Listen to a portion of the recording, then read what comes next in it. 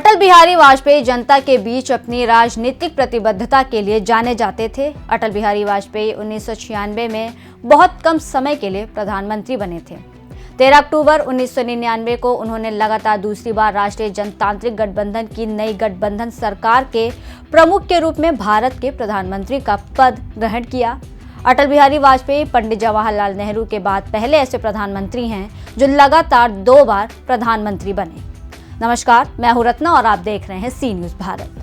भारत के प्रधानमंत्री, विदेश मंत्री, संसद की विभिन्न महत्वपूर्ण अस्थायी समितियों के अध्यक्ष और विपक्ष के नेता के रूप में आजादी के बाद भारत की घरेलू और विदेश नीति को आकार देने में एक सक्रिय भूमिका निभाने वाले अटल बिहारी वाजपेयी अपने छात्र जीवन के दौरान पहली बार राष्ट्रवादी राजनीति में तब आए जब उन्होंने वर्ष 1942 में भारत छोड़ो आंदोलन ब्रिटिश उपनिवेशवाद का अंत किया।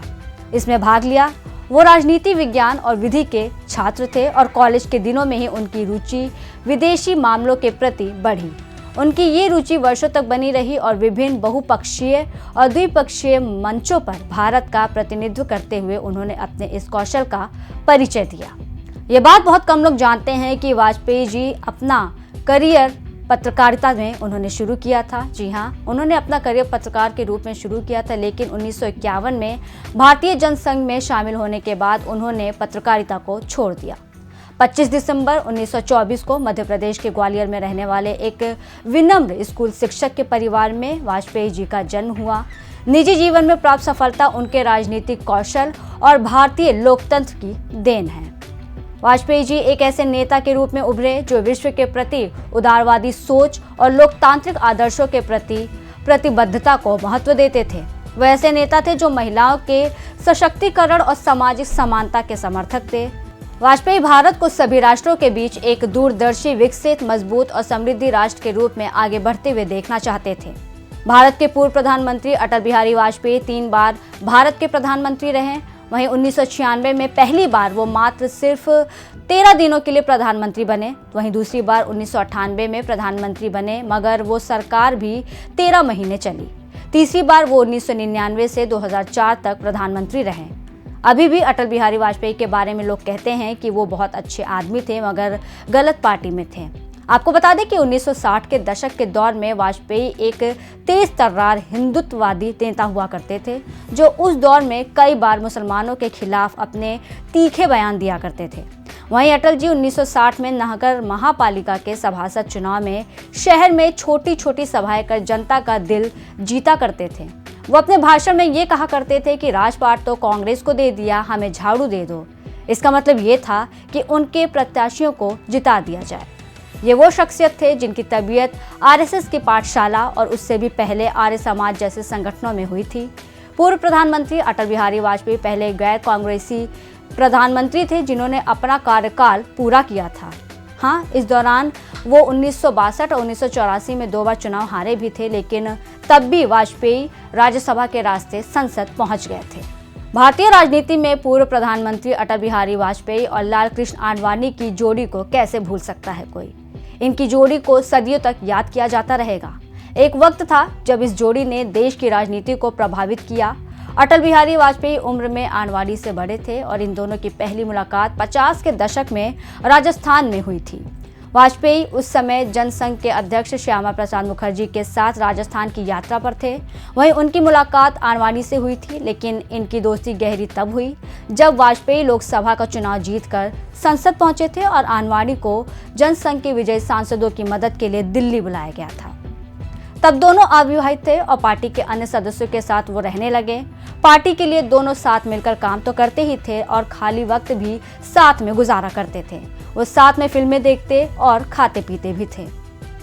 अटल बिहारी वाजपेयी बुरे वक्त में आडवाणी के साथ रहे। वहीं आडवाणी उनके राजनीतिक कार्यों में मदद करते थे।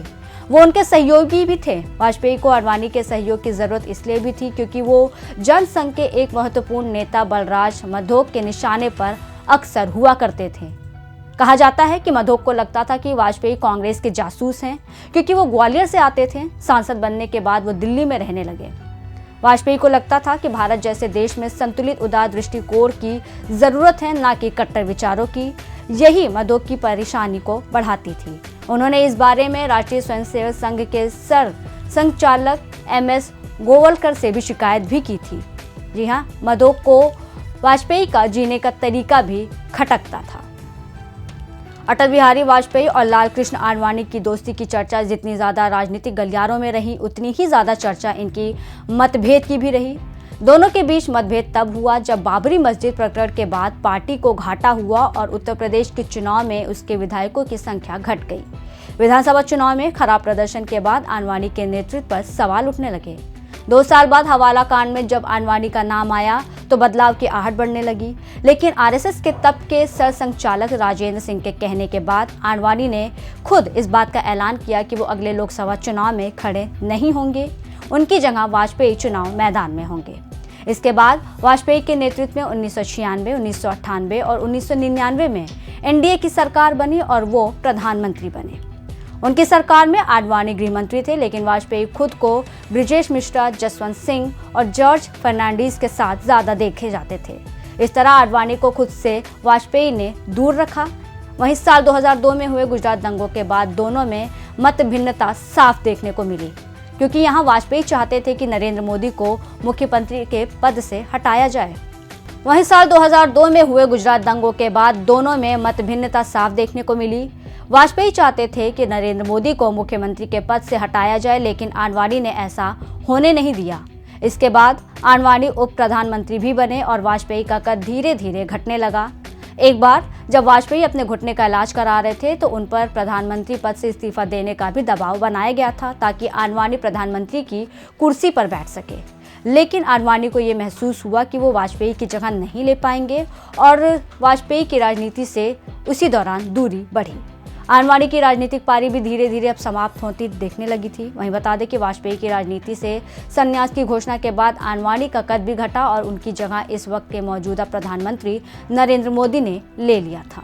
हालांकि 2002 में गुजरात में मुस्लिम विरोधी दंगों के बाद वाजपेयी ने अप्रैल 2002 में गोवा में पार्टी की बैठक में ख्वाहिश जताई थी कि मोदी मुख्यमंत्री का पद छोड़ दें, लेकिन आडवाणी, मोदी और दूसरे नेताओं ने वाजपेयी की इन कोशिशों को नाकाम कर दिया था। बीजेपी की बैठक की शुरुआत होते ही मोदी ने बड़े ही नाटकीय अंदाज में इस्तीफा देने का इरादा जाहिर तो किया, लेकिन बैठक के प्रतिभागियों ने मोदी के इस प्रस्ताव को खारिज कर दिया। कहा जाता है कि वाजपेयी ने दिल्ली से गोवा जाते हुए विमान में ही मोदी को हटाने का मन बना लिया था, ताकि गठबंधन के अपने सहयोगियों की नाराजगी दूर कर सके और अपनी उदारवादी छवि को भी वो बचा लें। लेकिन पार्टी की बैठक में मोदी के समर्थन का माहौल देखकर उन्होंने अपने इरादे को कहीं ना कहीं दफन कर दिया। यहाँ तक कि आक्रामक पार्टी सहयोगियों को खुश करने के लिए वाजपेयी ने उस बैठक के आखिरी दिन मुसलमानों को काफ़ी बुरा भला कहा और आरोप लगाया कि मुसलमान दूसरे समुदाय के लोगों के साथ नहीं रह सकते। बावजूद इसके लोगों के बीच कवि हृदय वाजपेयी की छवि वैसी ही बनी रही। पूर्व और मौजूदा कट्टर हिंदुवादी नेताओं के उलट वाजपेयी ऐसे प्रधानमंत्री बन गए जिन्हें जनता के एक बड़े तबके का प्यार और सम्मान मिला करता था। ऐसा इसलिए हुआ क्योंकि वाजपेयी राजनीति के एक मंझे हुए खिलाड़ी थे। उन्होंने राजनीति में मोहब्बत और जज्बातों की अहमियत का अंदाज़ा था और वो वक्त पड़ने पर इनका बखूबी मुजाहिर भी करते थे। मोदी और वाजपेयी की तुलना करें तो दोनों ने शुरुआती जीवन में आरएसएस की शाखाओं में उसकी विचारधारा की तालीम पाई थी। मोदी के पिता चाय बेचते थे तो वाजपेयी के पिता प्राइमरी स्कूल मास्टर थे। दोनों ही नेताओं ने सियासत में अपनी जगह शानदार भाषण कला की वजह से ही बनाई। हालांकि मोदी और वाजपेयी के बोलने का अंदाज अलहदा है, मगर दोनों ने मुस्लिमों के खिलाफ सख्त रवैये से अपनी सियासी जमीन तैयार की है। वाजपेयी ने अलग ही दौर में राजनीति की शुरुआत की थी। ये भारत के इतिहास में शानदार संसदीय परंपरा वाला दौर था। ये तो थी अटल बिहारी वाजपेयी की राजनीति की कहानी। अटल जी को उनके खाने पीने की वजह से भी जाना जाता है। वो खाने पीने के काफ़ी शौकीन थे। इसके अलावा पूर्व प्रधानमंत्री अटल बिहारी वाजपेयी का नवाबों की नगरी कहे जाने वाले लखनऊ से अच्छा खासा रिश्ता रहा है। वो 1991 से 2004 तक लखनऊ से लगातार जीत कर लोकसभा पहुंचते रहे। उनका लखनऊ से बेहद खास नाता रहा। लखनऊ में आने पर यहाँ की ठंडाई से लेकर चाट का स्वाद लेना वो कभी नहीं भूलते थे। वो जब भी लखनऊ आते थे तो मलाई गिलौरी या मलाई पान, ठंडाई और चाट खाना खूब पसंद करते थे। आज हम आपको बताएंगे कि अटल जी को कहाँ की मिठाई पसंद थी। बात करें चौक की तो बता दें, चौक में राम आसरे की मलाई गिलौरी अटल जी को काफ़ी पसंद हुआ करती थी। वो जब भी लखनऊ आते इसे खाना नहीं भूलते। प्रधानमंत्री रहते भी वो इसे खाने आते थे। यही नहीं, अपने साथ के लोगों को भी खूब खिलाया करते थे। वहीं चौक के चौराहे पर राजा की ठंडाई का स्वाद भी अटल बिहारी वाजपेयी को खूब भाता था। उनको साधारण केसर वाली ठंडाई काफी पसंद थी। चौक में टिल्लू गुरु दीक्षित और लाटूस रोड की पंडित राम नारायण तिवारी की चाट के भी अटल जी काफी दीवाने थे। दोनों दुकानों की चाट मनपसंद तरीके से बनवा कर वो अक्सर खाया करते थे। उनको खट्टी चटनी और नींबू के साथ चाट खाना पसंद था। इन सब की जिम्मेदारी लालजी टंडन के हाथों में हुआ करती थी। अटल बिहारी वाजपेयी ने जनसंघ के समय से लखनऊ को कर्मभूमि बनाया। यहाँ के कई ऐसे लोग हैं जिनके घरों में चर्चा और कार्यक्रमों में वो शामिल हुआ करते थे। वहीं लखनऊ के लोगों ने उनको जिताकर संसद भेजा और वो प्रधानमंत्री बने। वो हमेशा कहते थे कि मैं लखनऊ का था, लखनऊ का हूँ और लखनऊ का ही रहूँगा। 1991 में अटल बिहारी ने विदिशा और लखनऊ 2 सीटों से चुनाव लड़ा। दोनों जगह से उनको जीत मिली, लेकिन उन्होंने विदिशा सीट छोड़कर लखनऊ को पास रखा।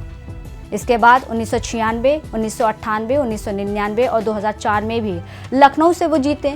वो 3 बार प्रधानमंत्री बने और हर बार लखनऊ से संसद पहुंचे। अटल बिहारी का लखनऊ से इस तरह लगाव था कि वो जन्म असली ना होते हुए भी उन्होंने लखनऊ को अपना कर्मभूमि बना लिया था।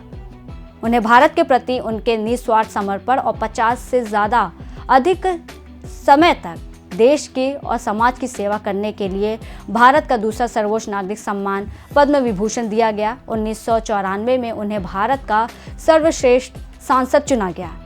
अटल बिहारी जनता की बातों को ध्यान से सुनते थे और उनकी आकांक्षाओं को वो पूरा करने का प्रयास करते थे। आज भी उनके द्वारा किए गए कार्य राष्ट्र के प्रति उनके समर्पण को दिखाता है। फिलहाल इस स्पेशल रिपोर्ट में बस इतना ही। देश और दुनिया की तमाम बड़ी खबरों के लिए देखते रहिए सी न्यूज़ भारत।